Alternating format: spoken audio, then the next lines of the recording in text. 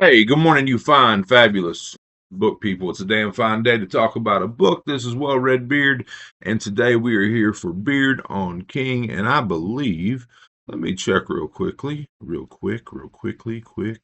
that this is Beard on King episode 36. And today we're going to talk about Gwendy's Magic Feather. So, this was a first time read. I just did Button Box this weekend. This was a reread, but did it in audio. This was a first time read, and so is Final Task, which I am about done with. So it'll be coming soon. So the first one, the review is up for that. Check that out. This was written by Stephen King and Richard Chizmar, and so is the Final Task book, but the middle one is just written by Chizmar with the foreword by Stephen King. Now, this feels kind of like I don't know. I don't know how to put it. I will tell you that in Final Task, there are going to be ties to the Dark Tower. There are going to be ties to it. This takes place in Castle Rock. Well, kind of. Button Box takes place in Castle Rock. Gwendy is from Castle Rock. Needful Things, all those years ago, back in the 90s, told us it was the last Castle Rock story. So it is cool to go back to Castle Rock. There is a 2 hour, it's like a 2 hour trip from Castle Rock to Derry. And Derry is mentioned in these books, but it's really a part of Final Task. We'll get to that later. Again, I'm not even done with it yet. But in this one, um, the magic feather it's kind of weird. Like it doesn't really do much. It makes an appearance. It's not like it's some new level up on the button box though. You kind of think that oh she was given this feather and this feather has powers and it's not really like that. But it's 25 years after the occurrences of Button Box, where she was a girl and was given this button box and had these powers. And really, because of that, it feels like she has lived this charmed life. She is a U.S. Congresswoman now. And so part of it takes place in DC. She's dealing with a lot of real life stuff. Her husband is in Timor, which is like an island country, a war torn rebels something. I think loosely he's like a journalist, and he's there, and she's worried about him, and so she has to deal with the idea of hey, I could take out those rebels with the button box, and my husband could come home. Also, president that she believes is going to get us into a war with North Korea. She thinks about dealing with that through the button box. She really doesn't. But it takes place in 1999. One thing I'll say is New Year's happens in this book. Like it's a Christmas/New Year's time period where she goes back to Castle Rock from DC, spends time with their family. And I remember, New Year's 1999, Y2K and whatnot, that being a little bit wild, and it's not mentioned. I don't think it is. So for that not to be a deal, Y2K not to even be mentioned, that was kind of funny to me. But her mother is sick. I will say that she somewhat uses the button box in that way. Um, and the big thing is there have been missing girls going missing in Castle Rock. So we're gonna do synopsis, and then we're going to come back and close it down. I mean, this is going to be a quick video, but it looks exactly the same. She thinks it looks the same because it is the same.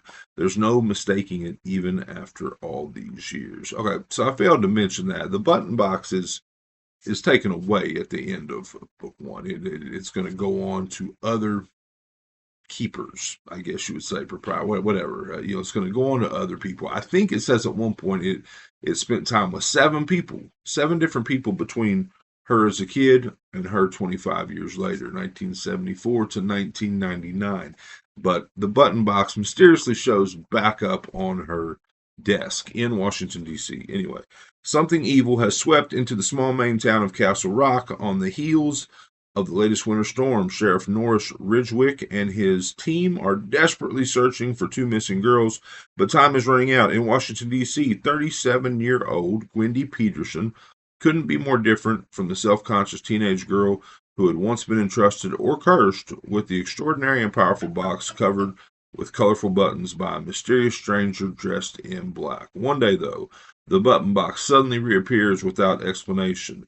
Between this and the troubling disappearances back home, Gwendy decides she might be able to do something to help. Prepared to return to Stephen King's Castle Rock, the sleepy little town built on a bedrock of deep, dark secrets, and it's about to awaken from its quiet slumber once more.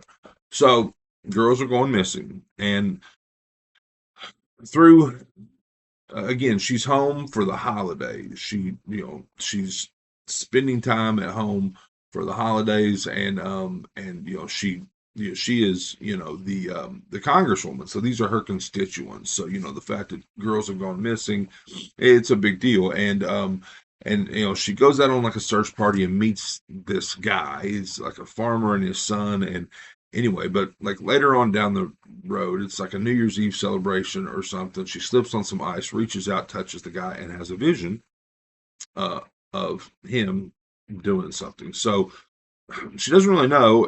This is not a power that the box has imbued on her up to this point, but she feels like it's the box that has now given her the power to touch someone and see something, and thus possibly solve a crime, and maybe prevent the third girl who has gone missing from I guess that coming all the way to fruition or whatever. But yeah, it's all right. For me, it felt a bit like filler. I mean, I felt like I mean, we're talking about Wendy, who has this massive button box that has um, global importance, global possibilities, and the focus is on two missing girls in Castle Rock. So that was kind of, I don't know, it just felt a bit odd. But what I will say is that uh, Wendy's final task, while I'll be honest with you, I'm not loving really that one either. I'll just go ahead. Wendy goes to space. It's like another 25 years. She's in her 60s, I think, late 60s. I don't know. We'll get into that for the task, but Wendy goes to space. Feels like a weird like comic book thing, right? Like Wolverine goes to space or something. I don't know. But again, I'm a big fan of Gwendy as a young character. I'm a big fan of Gwendy as a character as a whole. And what I'll tell you is I feel like, I mean, not at all like Holly Gibney. Get what is it, Holly Gibney? Not a lot like how, or not like her at all. But for some reason, I feel some similarities there. Just because we watch Wendy grow, and from a you know uh, I guess non-confident little girl to this U.S. Congresswoman, and of course she battles with that. She battles with, well, was it me? Was it my hard work, or was it the boss? The box? Was it the box charming my life that has given me all this or whatever? But um, she has to deal with that. At the very end, we see Richard Ferris again. We kind of start to realize that Richard Ferris is really no more. I mean, he's just a tool like Gwendy, like the keepers of the box, so to speak. I mean, he's really just the messenger. He doesn't really, there are things about the box he doesn't know. Like when she asks about, hey, I touched this guy and I saw this thing, is that and he really doesn't know. So we kind of, I mean, he is aging.